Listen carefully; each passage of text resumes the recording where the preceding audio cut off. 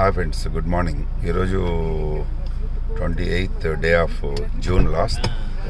So ఈరోజు విజయవాడ నుంచి హైదరాబాద్కి బై కారు ట్రావెల్ చేస్తున్నాము.